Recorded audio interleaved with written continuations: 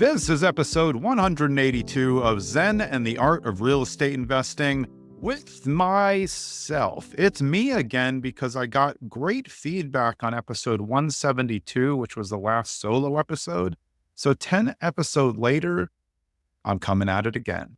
So this is a solo episode with me. I'm probably going to try to mix these in about every 10 episodes so you can get a deep dive of some of the things that I'm thinking about, speaking about, talking about, or that I think are really relevant in the journey of becoming a mindful real estate investor.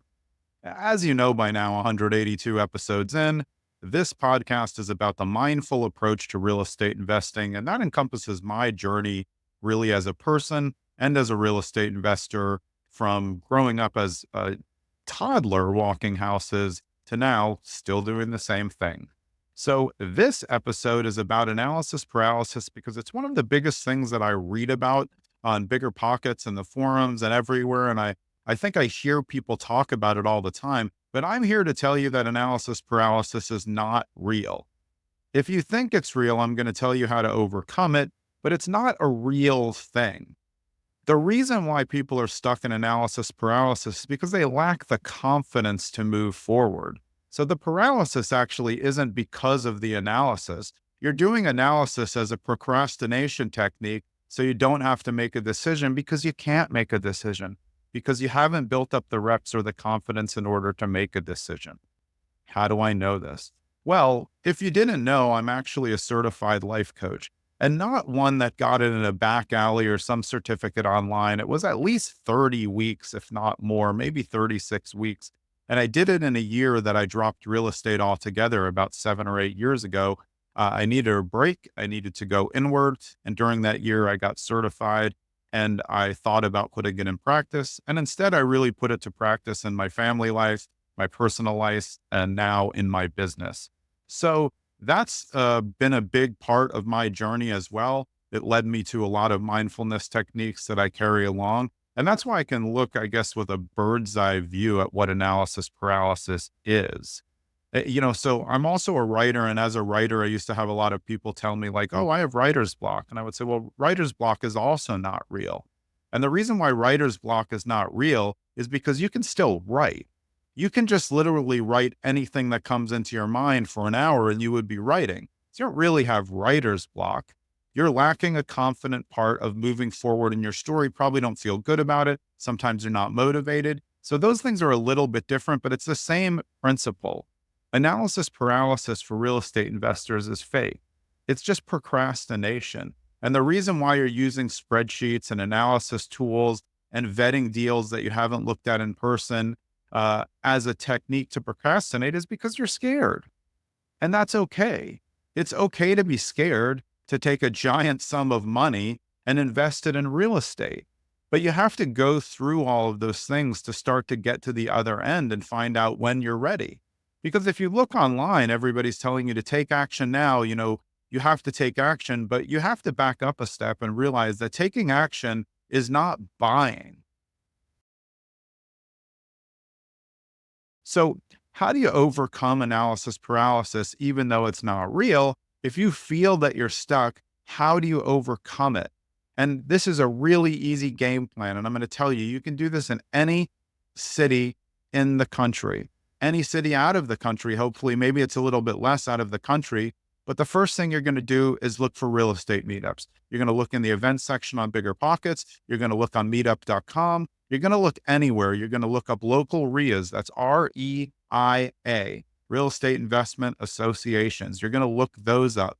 You're going to bookmark every single real estate investor meetup that's anywhere in a distance that you're willing to drive. And I would tell you, if you're going once a month, you can drive a pretty decent way, at least an hour. If you're going once a week, maybe you go twice a month. But if it's anywhere close and you don't have any experience, you need to get out and go to as many real estate meetups in 6 months as possible. If you can get to between 6 and 12 real estate meetups in a month, and when you go, the only thing that you do is talk to people and not try to see if somebody wants to JV with you or be your mentor. You just become a regular human being and have conversations and find out how they got where they are. Because what do people like to do? They love to talk about themselves and they love to feel heard. So if you can do that, 6 months, 6 to 12 real estate meetups, you're going to build your confidence that you'll never go back into analysis paralysis. You're going to have to do work along the way to understand what are repair costs. You need to get out and get the reps. You need to meet people who know what repair costs are. And I recommend it to somebody at this event. If you don't know how to do repair costs, when you're doing showings with your agent or you're at open houses, take pictures of things that you want to know how much it costs to replace. You don't have to be a self-storage investor or a short-term rental, investor or mid-term rental or house hacker.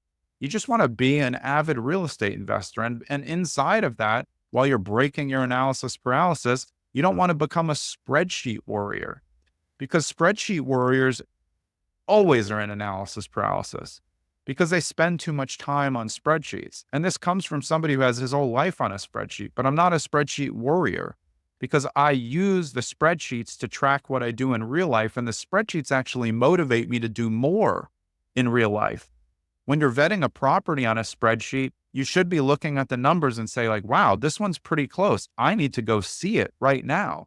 That's a great way to do it. So if you take maybe 10 deals that are in your local area where you're looking and you throw them through whatever mechanics you want, which I don't do, but if you do, that's fine. Then pick 2 to 4 that you're going to go see because those are the most likelihood. That's much more efficient. Then you're picking the best ones to go see. But just looking through and saying, hey, I looked at 20 deals and none of them pencil. It's not real. It's just not real.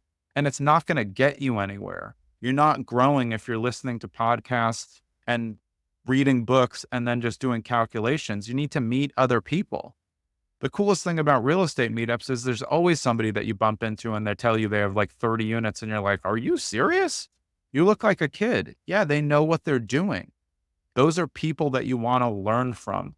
And you get a much, much better connection and real life feel for real estate investing by talking to other real estate investors who have nothing to sell you. When you're on social media, everybody's got something to sell you for the most part. You got a class, you got a course, and look, some of them are great. I don't have any problem with classes, courses, coaching, no problem with it at all. I just want you to be fully vetting that just like you do everything else. But it doesn't mean you can't get the reps by going through that. You have to go look at the stuff yourself. You have to take pictures and ask questions because you don't know everybody right now. One of the other main reasons for analysis paralysis is shiny object syndrome.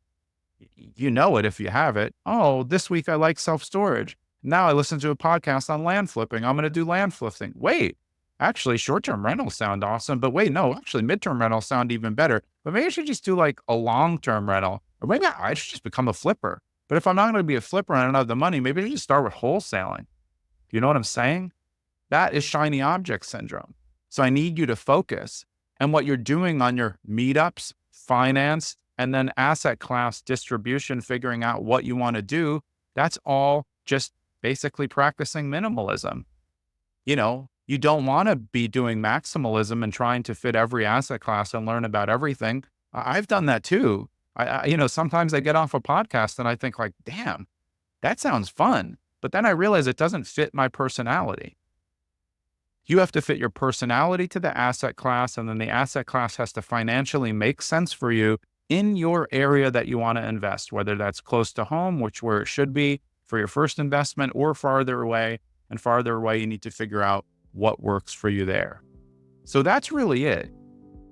Analysis paralysis is not real, but if you're feeling it and you understand it and you feel like it is a real thing, I'm going to tell you, I've just given you the blueprint to get out of it. Get reps, see as many properties as possible.